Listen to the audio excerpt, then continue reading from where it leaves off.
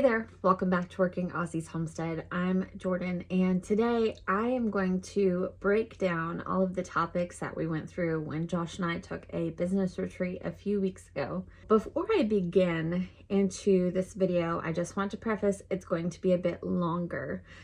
This is me recapping our 2.5-day trip where we talked about everything: marriage, personal goals. We broke down all of the numbers in our business to figure out what's working, what's not working, and then we talked about our goals on where we want our homestead to go, where we want our businesses to go, and the direction and steps that we are going to take to get there. So this is going to be a bit longer video. I have several pages of bullet points because we definitely took notes during our business retreat. In fact, 10 pages worth of notes. And I want to break that down because if this is something that you might be interested in, I kind of wanted to give a little bit of a framework to share if this is something that you and your spouse or just you would like to do, is to take a business retreat, but you have no idea what to do. And obviously, more formal business retreats are several hundred to several $1,000s, and that's just not something we had in the budget. So instead we decided, you know what, let's go spend $200 on an Airbnb, have my mom come watch the homestead, watch the baby, watch the dogs, and just take a little bit of time for ourselves to focus, but still be close enough if something happened, we could come back home. So to get started, the very first thing we started talking about was our personal health. We just did a check-in with each other, and this is very important, especially for any married couple, but we have been married for 6 years. This year we will celebrate 7 years in our marriage. And over those 7 years, we have grown a lot. If you have been around any length of time on this YouTube channel, you will know that we went through some pretty hard things just a year into being married. If you are newer, a little bit of preface on that. I had been diagnosed with multiple sclerosis when we had first moved to North Carolina. Well, pretty soon after. But that was right before our first wedding anniversary was when I was diagnosed, and we started on this homesteading journey. And fast forward 2 years and all of my scans came back clean. I no longer have MS. All of my symptoms are gone, but that did not stop us from this lifestyle change into homesteading, eating clean food, raising pasture-raised meats, growing organic vegetables. So little bit of backstory there about why there's such a big push and focus on our marriage, because we would have been divorced a long time ago if we had let just our mental health go. And so checking in with your spouse is super important. How are you doing? Truly, deeply, I want to know. It's so important to have that check-in. So we had that check-in. We talked about attainable goals that we want for ourselves. So like some examples, as much as Josh and I would love to go to the gym regularly, it's not something that we can reasonably fit into our budget and our schedule right now. I know what you're thinking, anybody can make time for the gym, but our life just doesn't permit for that right now, and our lack of childcare also does not permit for us to go to the gym. So that is one of the things that we just put on the table. Yes, we would love to do that someday, but right now it's just not something we can fit in. So some of the goals that we set for ourselves this year, for me personally, I want to dive deeper into hormonal health and different herbs that I can use to support my body. So there have been studies done that a woman's hormones don't balance back out after having a baby until 2 years after. So Scout just turned 2 in December, and I'm finally feeling like I can trust my hormones a little better, but man, they're still super excessive around my cycle. So that's something that I personally want to focus on this year. And I know that that sounds silly and a little bit TMI maybe even, but you guys want transparency, so this is transparency. That is a goal for me this year, is to dive deeper into hormonal health, figuring out what works best for me, because I know that I can be my healthiest self if my hormones are back balanced out. We also talked about just fitness and what we want to prioritize in our house. So previously, things that we would purchase from the grocery store that we cannot grow or raise here, we were fine with getting just kind of your basic, like Great Value brand. We were fine with that.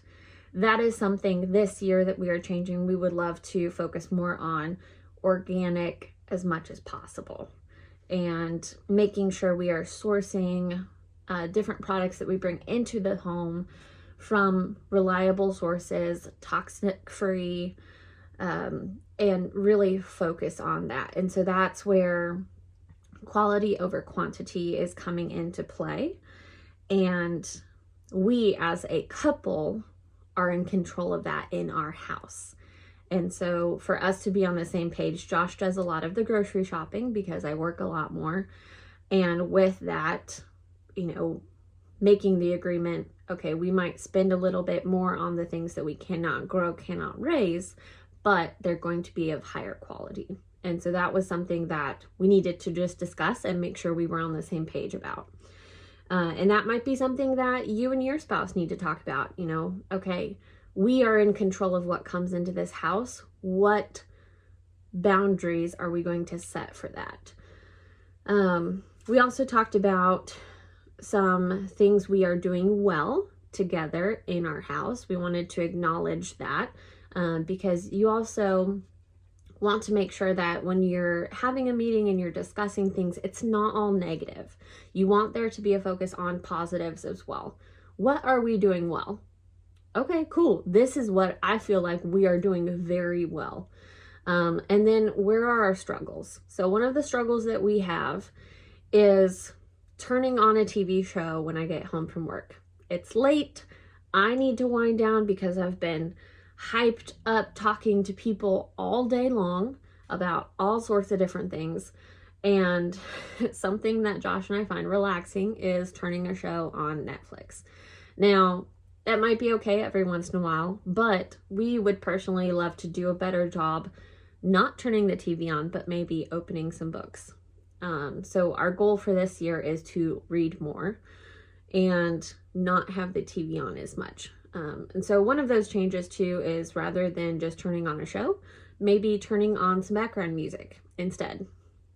So that's something that we know we struggle with, because it's so easy to just turn on the TV, watch a couple episodes, and then go to bed super late at night. We would probably be in bed sooner if we just read. So that was something we discussed. We also talked about our big dreams and goals. And one of those we've talked about a little bit briefly. We've told friends about it. Of course, everybody wants to know where. We would love to move within the next 12 to 18 months. And what that means is we would love to move to a larger property. With 1.25 acres, we're kind of limited as to what we can do. We've absolutely made the most of it. But one of our big dreams is to have a milk cow and to raise beef and to have a larger sheep flock. But for that, obviously, we need more than 1.25 acres. So that is something that has been on our hearts for a while. When we moved into this house, we knew that it would be a 5 to 7 year house. We have been here almost 6 years now, and it is time. But with that, in order to prepare for a move, there are some upgrades and some updates we need to do here on our house. Obviously, we've got a nice bright yellow in this room. We have 5 different colors of carpet in the house, and so one of the big things that we plan to do is replace the flooring in the house.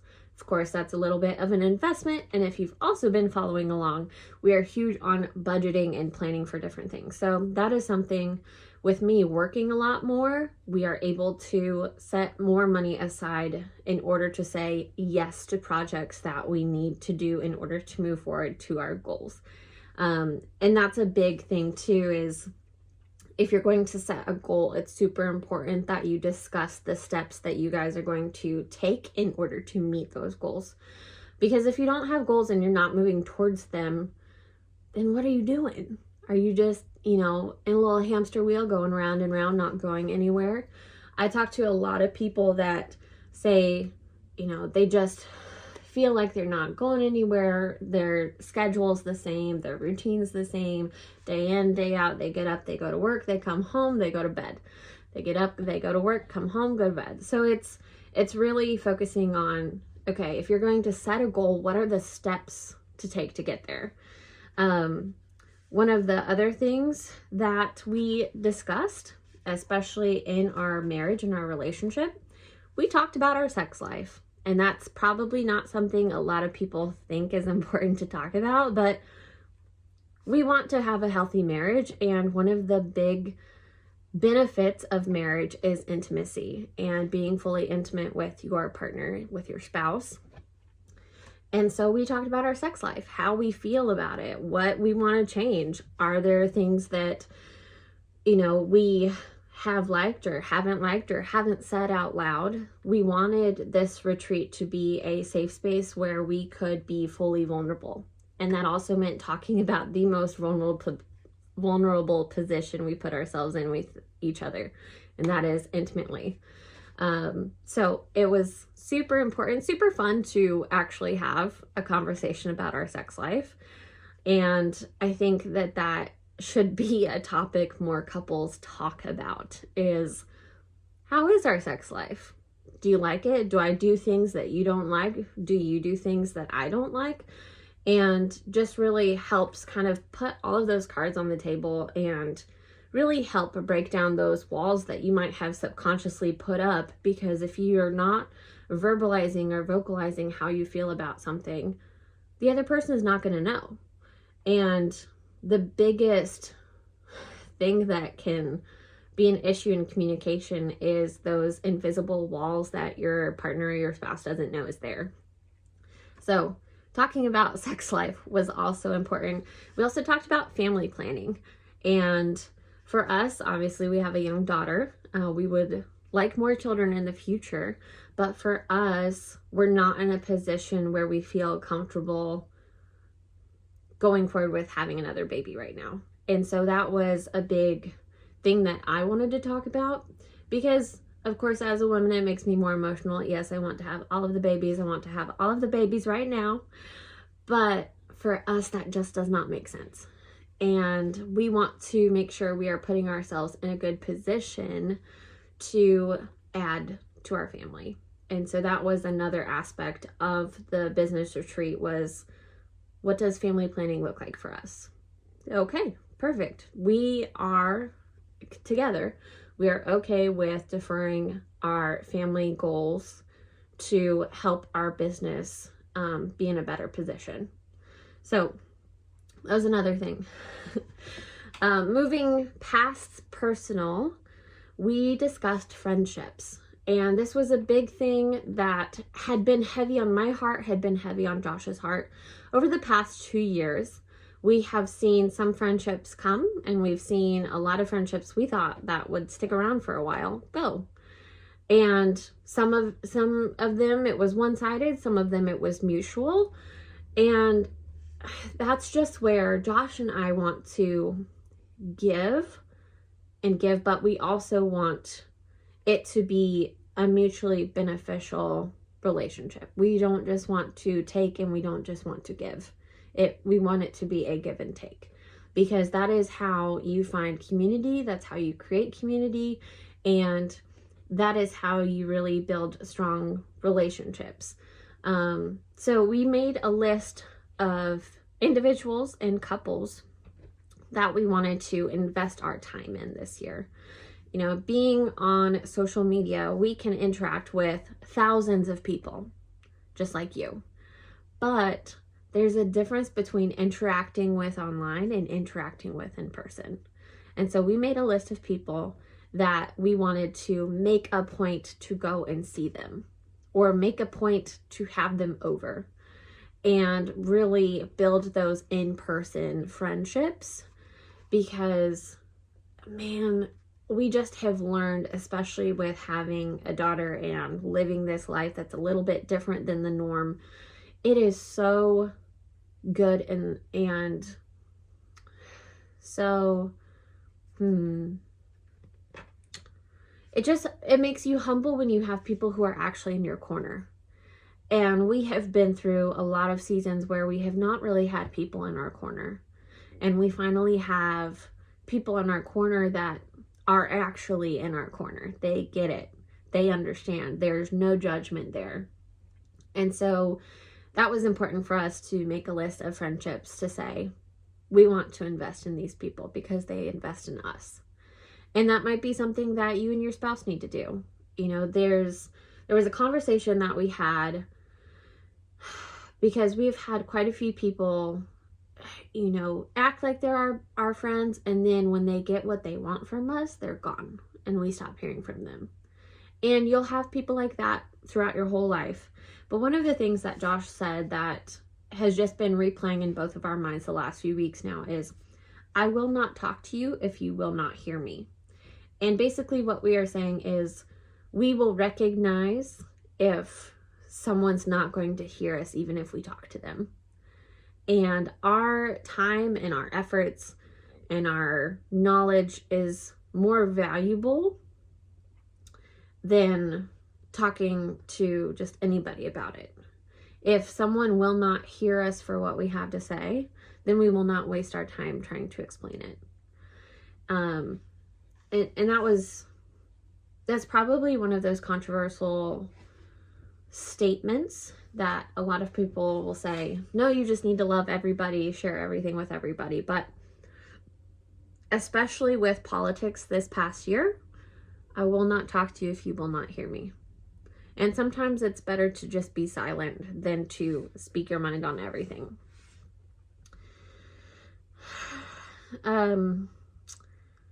Going back to the family planning, one of the things that I brought up was living like no one else now, so later we can live and give like no one else. And that can be applied to any aspect of our personal lives, any aspect of our business, any aspect of me working 2 jobs. But that is also how we feel when it comes to family planning. And He knows the desires of our hearts. So moving on past personal, past friendships, let's get into the business. So working Aussies Homestead, we have a big focus on education. We have a big focus on dog products, both that we make and that we outsource. And that's a huge part of our business because we love sharing tried and true products. Now, in the past, I created a puppy class course that was online, and we put all of this time and effort into it, and I have only sold 1. So with having the conversation about our business, I also put down several bricks that I have been carrying around for years, and especially this last year, just really getting frustrated about it. And I needed to just set some things down and say, you know what? It's okay. One of those things, I'm not a dog trainer. And that is a brick I needed to put down, because I will share my knowledge. I will talk to people. I will answer all of these questions. And I just kept feeling like all I was doing was pouring out. And not that everything in our life needs to give back, but that was just something that I am passionate about.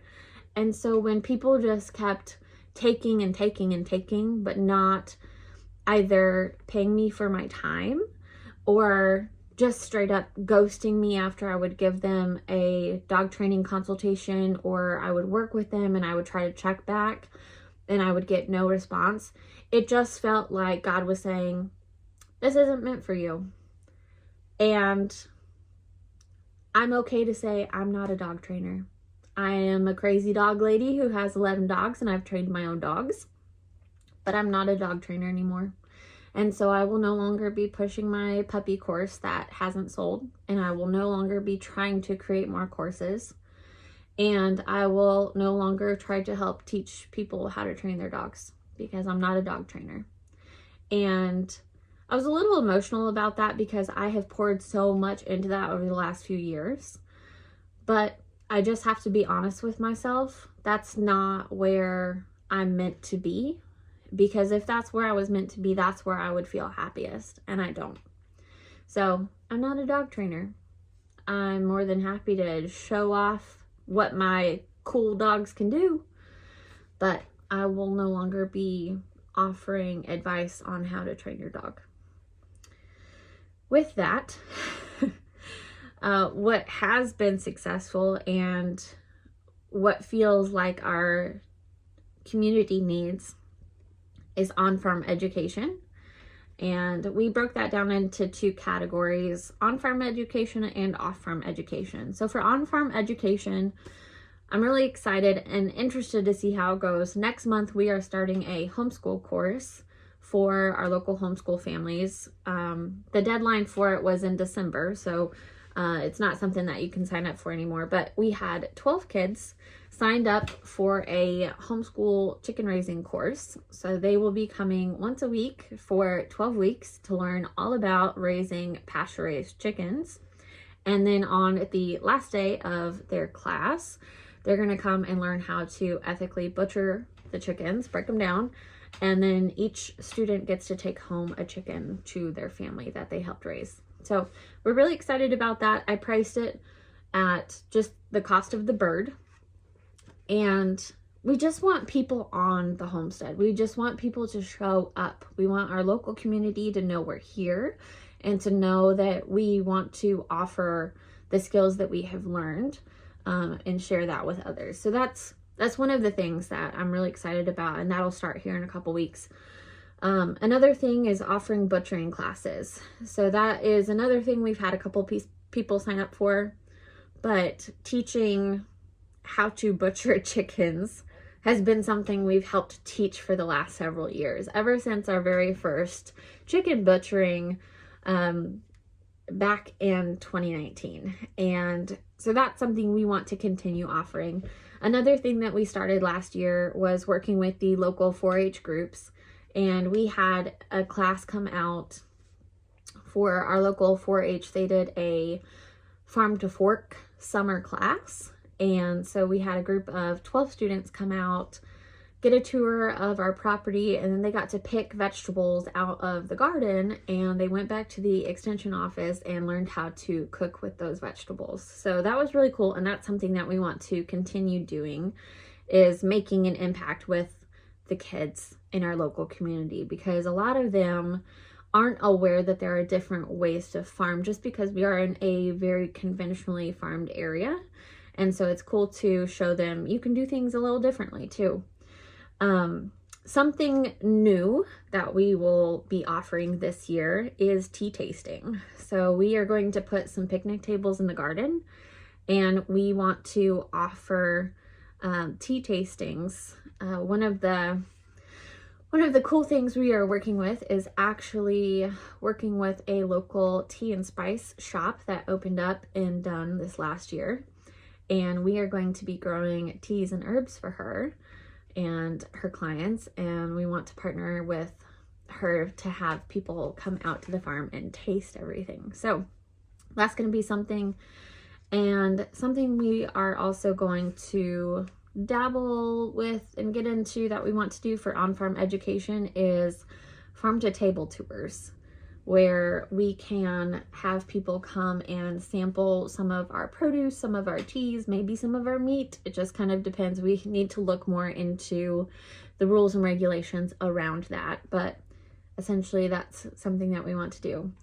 With that, putting relationships first and getting people on the property. That's going to be our goal this year, putting people first. The last 5 years, we have always put the product first, telling people what they can get, what they can expect. but we haven't ever really invested in the relationships first. It's more, come get our produce. And we would much rather have people come because we've built a relationship with them rather than just to have them come and buy our product. So that is how we're changing our business model for on-farm education. For our off-farm education, that's also working with the NC Extension Agency, with the Master Gardeners Group and the Market Gardeners Group.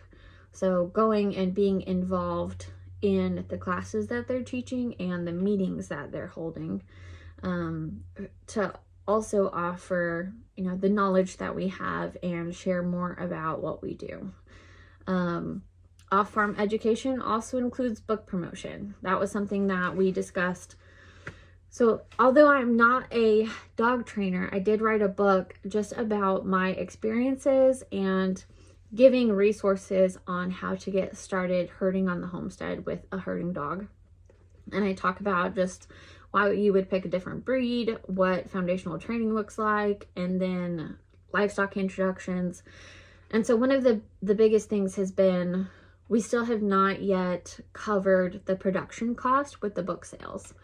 And one of the things we would like to do is really promote the book and push it in libraries, local bookstores, and then larger bookstores like Barnes & Noble. So that's a goal that we wanted to set for the book this year, because we would love to see that get pushed out in front of more people. Another thing for off-farm education is it's on-farm, but it's off-farm because people off the farm are going to read it. But getting back into blogging and just having the focus be sharing. Same thing with YouTube, like you watching this video, is sharing what we're doing. In the past few years, we have had a major focus on our YouTube channel of showing people how to do things. And that's not really what we want to do anymore. Instead of showing people how to do things, we just want to share our life and show that you can do it too, but that's not our focus. Instead, our focus is check out what we're doing. So I hope that you enjoy this video for that. All right, I've got a few more categories, so thank you so much for making it thus far. I know it's a longer video again. The next part of our homestead business is our Australian Shepherds. So if you're new, we raise working bred Australian Shepherds. We have 11 of them, but do not think that all of them are part of our breeding program. We have 5 that are spayed and neutered. They're not part of our breeding program. One of them is Piper, our retired mama dog. And currently we only have 1 female that is a part of our breeding program, but that's where we talked about our goals for the breeding program. So this past fall, we went ahead and skipped a heat because we only had 3 families that were ready. And when we started our breeding program, we said there must be a minimum of 6 families ready to go before we even breed, because we want to breed ethically and we want to make sure our puppies have homes before they are even born. And with that, one of the things that we discussed with our dogs is waiting list changes. So out of the 3 people we had ready, that was from a list of 22 applications that we had approved to be on our waiting list. And for us, it does not make sense for me to spend so much time reaching out to everybody if they're not ready. And so we will be making some changes to our waiting list, kind of protocol, I guess. Our waiting list, just basically how we are doing things with our waiting list. We also had a couple things happen this past year. We had 2 dogs come back to us from very different situations, and that is something that we are going to address in our application process, but then also in our contract differently. Like I said, one of the bricks I put down was I'm not a dog trainer. And I think that that is going to need to be at the forefront of conversations with people interested in one of our puppies in the future. I am more than happy to help find a dog trainer near you, but I am not a dog trainer. And one of the things that I felt frustrated with is I would give advice to owners and it would not be followed. And then more issues would come up and I would give advice and it would not be followed. And so that is where I just had to put that brick down and we have to make changes, because I cannot hold on to the stress that I allow myself to hold on to regarding our puppy parents and puppies from our program. With that, we discussed a budget for our Australian Shepherds. So one of the things that a lot of people think about but don't think about at the same time, having 11 dogs, everybody is up to date on preventions, everybody's up to date on vet care. That is not something that we negotiate on. Those are our non-negotiables. For our 11 dogs, as much as I would love to go holistic with everybody, we board friends and family's dogs pretty regularly. With that, those other dogs frequent dog parks, frequent vets, frequent groomers. And so I need to make sure that our dogs are protected at all times as best as I possibly can. I have a lot of people reach out and ask what we do for preventatives, but then also for vet care. So my non-negotiables with our dogs, rabies, number one, everybody's up to date on rabies, especially because we have wild animals in the area. Another non-negotiable is distemper, the DHPP, and we do leptospirosis just because it's very common in our area. So we do DHPPL vaccine, which is typically every 6 months. I stretch it and go once a year. And then the other one is Bordetella. Bordetella is very important if you have a dog that goes and boards somewhere else, goes to the vet, goes to a grooming facility. Bordetella is usually required. And because we board dogs here, Bordetella is also one of those non-negotiables. With that, in the warmer months, especially because we have mosquitoes, I keep our dogs on heartworm preventative and flea and tick preventative. Flea and tick I'm a little more lenient with, just because I don't do it unless we have a very wet spring or a very wet fall, just because I do not want that in the house. We've had one infestation in the last 5 years. I felt like I was going to rip my hair out, but we got through it. It's one of those pests. You can try everything possible, but sometimes just once it gets in, it's there. And so that's a big thing for me. Now, I do try to include some different things into our dog's diet that helps as a natural prevention as well. One of those is apple cider vinegar in the water. So we give our dogs water in a 5-gallon bucket in the house, just because I go through it every other day. And I will do just a good splash of apple cider vinegar. This helps with digestion, but this also helps with healthy skin, and it'll keep fleas from wanting to be on the dog anyways. Another thing is adding raw garlic into their diet. This is another myth. It's actually very healthy for them. It's very great for their immune system as well. So that's another thing that I do. So with that, all back to, it's super important for us to write up a budget for our dogs, because 11 dogs is expensive. Not as expensive as you would think, because we have very healthy dogs, and I am extremely grateful for that.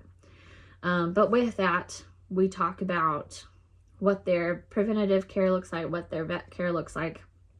And then we also do supplemental raw from the Homestead. So we try to do nose to tail as much as possible. So when we are about to butcher 75 chickens here in a couple months, we are going to keep the heads, necks, hearts, liver, gizzard, feet, and then the feathers also is something that the dogs will regularly eat anyways too.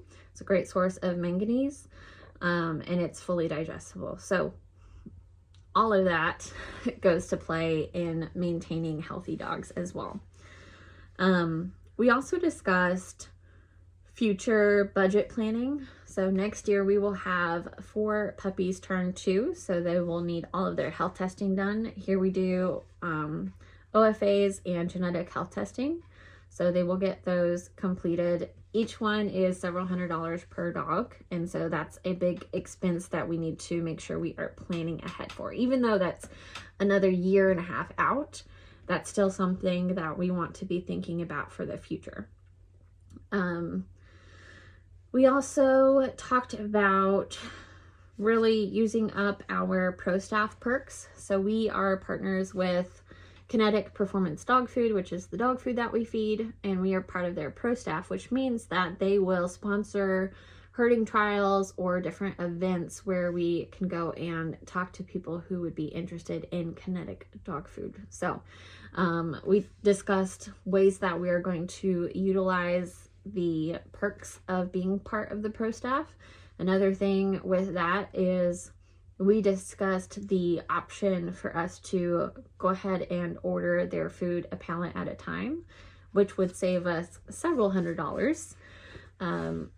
Currently, we spend just over $350 every 5 weeks on dog food. And a lot of people don't think about that, but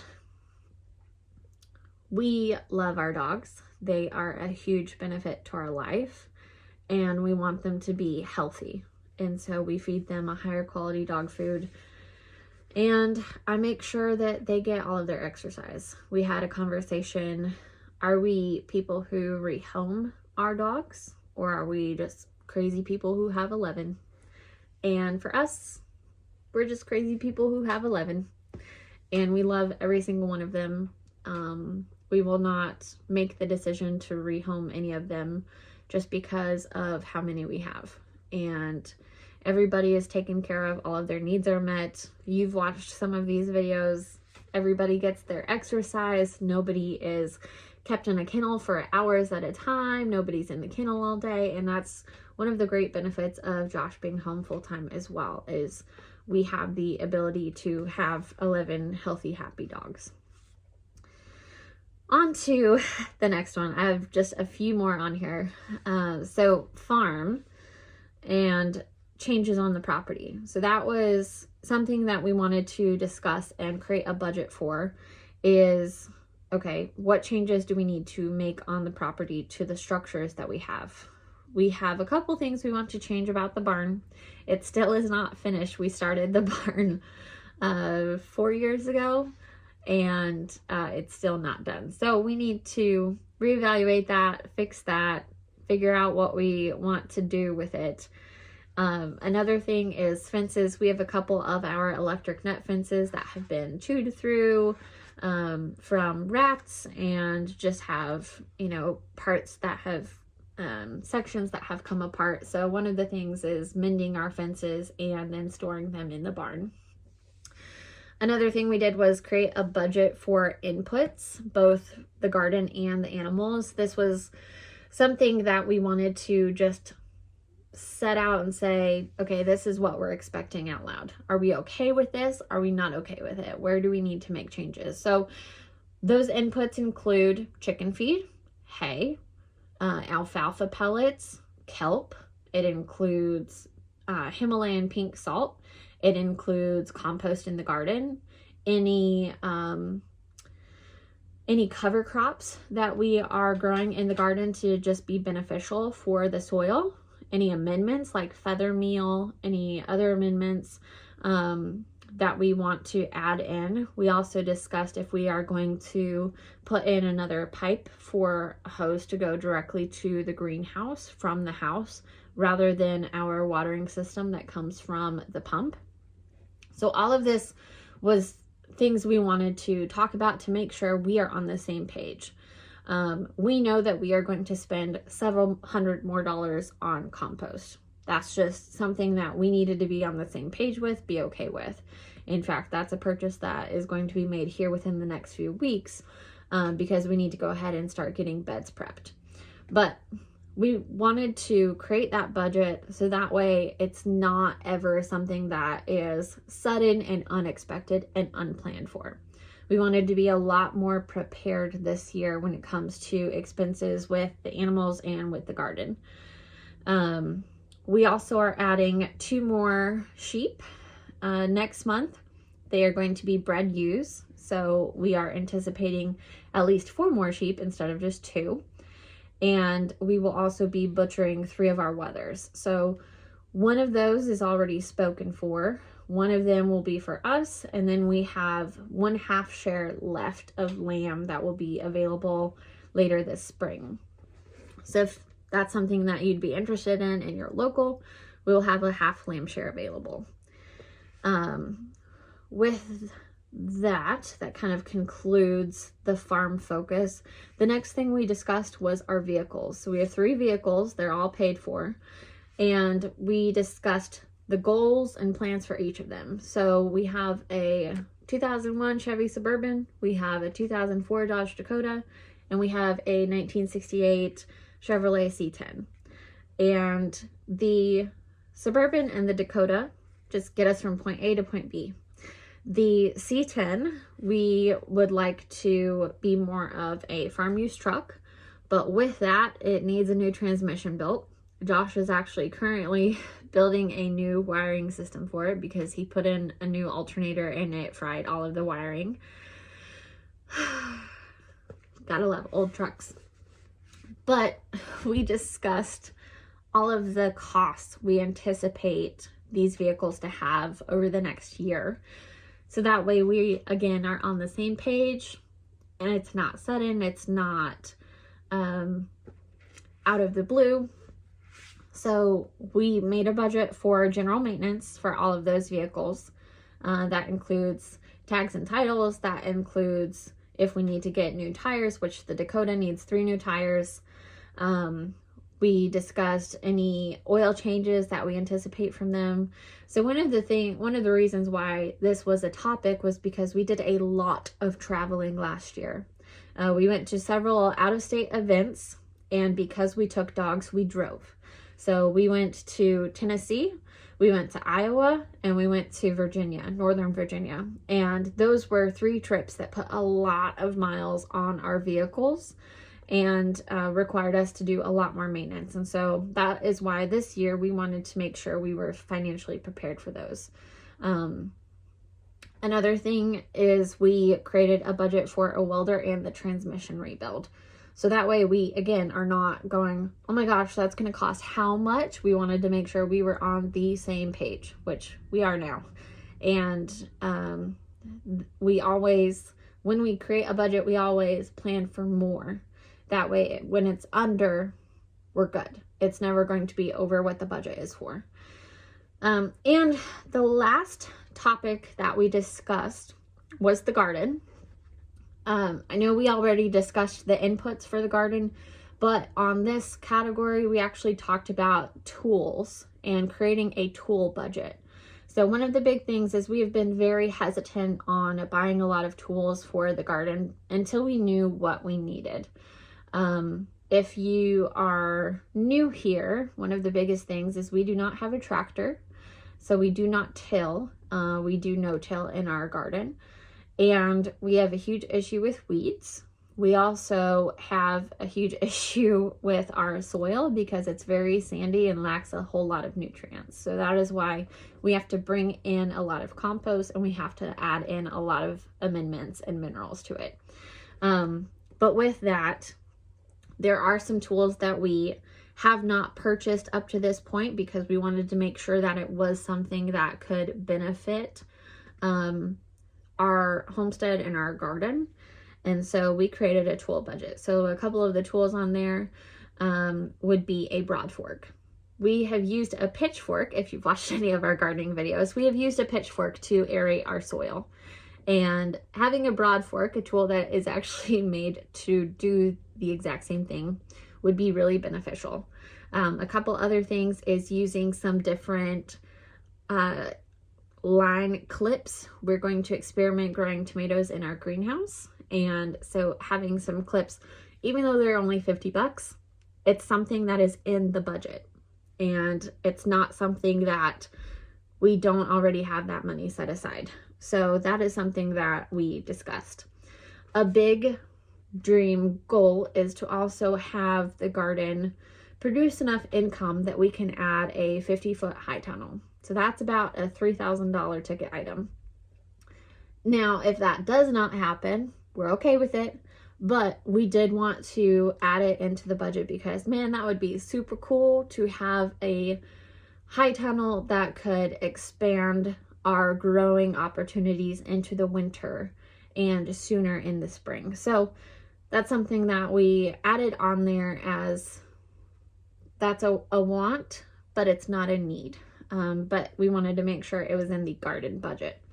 The last thing was the main focus being tea in the garden. So this year, we've brought up the fact that we're going to do things a little differently. And we're doing things a lot differently because over 50% of the garden is going to be Jamaican sorrel roselle tea, or also known as hibiscus tea. It did really well for us this last year. We got several gallons worth, and it was popular enough with friends and family that we wanted to see if we could offer it to the local community. So a little bit ago, I brought up that we were going to partner with the local tea and spice shop and grow some teas and herbs for her. That is one of them. So we're really excited to partner with our local community. It has taken us 5 years to figure out what our community needs. At first, Josh was determined that our local community needed grass-fed pasture-raised chicken. And that is just not what the community here needed. We have tried produce, we have tried doing CSAs, we have tried going to markets. That was another thing that we discussed, is we spent so much time at markets that it did not financially make sense for us to continue doing that this year. And as much as we loved the community we had at the markets with the other vendors, it's just not financially worth it for our time and efforts to spend several hours harvesting in the morning, the drive time to the markets, sitting there for hours, and then having to bring half of the produce back home. And then we spend the next several hours processing those produce because we ourselves didn't feel like letting it go to waste.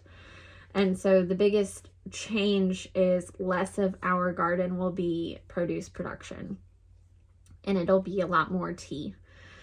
So we're very excited. But if you are interested in a more formal format of how to have a business retreat with your spouse or your partner, please leave a comment below. I'm more than happy to put something together, but I don't want to put something together unless I have several people who are interested. I can definitely add in there some questions that can help spark conversations. And I'm more than happy to share more about our business retreat if there's something specific that you had a question on. Now, I did ask on our Instagram story what people had questions on. One of them was how to get started. And one of the biggest things for us over the last 5 to 6 years now is figuring out what goals you want from your homestead. Are you wanting to grow your own produce? Are you wanting to raise your own meat? Are you just wanting to have a more tranquil place to be at home? You know, what does that look like? For us, it was, what can we replace from the grocery store first? For us, it was eggs and produce. So we got our first laying hens, and we started our first garden. And then it was, we buy a lot of milk and cheese. So we added dairy goats. We had dairy goats for 3 years. We transitioned over to, okay, now it's a little bit more popular, so we can source good raw milk somewhere else and not deal with naughty goats that get out of fences. And now we have sheep that are great for wool and meat, and we love the dark red meat of the sheep and the lamb. And so that's kind of how our journey into homesteading has transitioned through different animals, because We figured out what can we replace, but also how has our diet changed over the years. We had pork for 3 years. We had pigs for 3 years. We still have pork in our freezer from them, which is great, but that also showed us, okay, we don't really eat a lot of pork. Instead, something that we have always had and always eaten is chicken. So we have gone back to chicken. We raised a few batches of turkeys. Turkey is really good, but man, those birds can just be troublesome because they're much bigger than chickens and they're just not the brightest of birds. And so it has really changed. We had rabbits, we had issues with litters and breeding, and so I decided I'm done with rabbits. As delicious as they were, it just was such a headache and a hassle. And so you just have to really determine for yourself, what goals do I want, and then what do I want to replace from the grocery store, and what can you source locally? You know, as much as we would love to have milk on our homestead, it just doesn't make sense right now when we can source something from somebody else who has more property and can do it on a larger scale. So that's really my advice, is sit down and figure out what goals you want. You know, do you want to have a bed of just flowers? Do you want to have a whole row of carrots because you just love carrots? You know, do you want to have food stored in the pantry over the winter? Okay, then how much food do you need to grow for that? How much variety? Are there foods that you actually do not like, but you don't know that because you haven't had a surplus of that you need to eat up? One of the things that we have learned we don't enjoy growing is actually squash. Everybody around here loves it, but I don't think they've ever grown it to the point where all they have to eat is squash. And we've just learned we just are not squash lovers. So you just really have to break it down further than what you anticipate to. It's not just a one size fits all, but it is looking at your community, what's available, but then also what's not available. What can you grow? What can you contribute to your community too? So thanks so much for watching this and for sticking around. I appreciate it.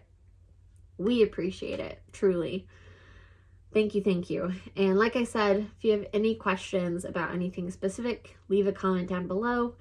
And if you are interested in a more formal layout of how to have a business retreat with your partner or your spouse, please comment and let me know.